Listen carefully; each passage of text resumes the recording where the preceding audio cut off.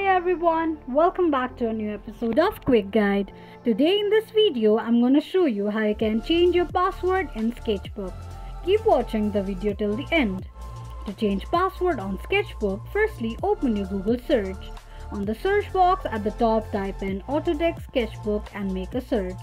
The search results will be displayed on the screen.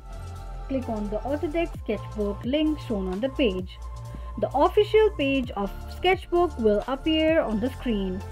Click on the profile icon at the top right corner of the screen. Among the displayed options under My Profile and Settings option, click on Password and Security. On the next page, click on Password option. Enter your current password. Create a new password for your Sketchbook account. Confirm your password by re-entering it and tap on Save. Click on an eye icon to check if you have entered your password correctly or not. This is how you can change your password on Autodesk Sketchbook account quickly and easily just in few steps. If you have any thoughts or queries, let us know in the comment section. Don't forget to subscribe to our channel.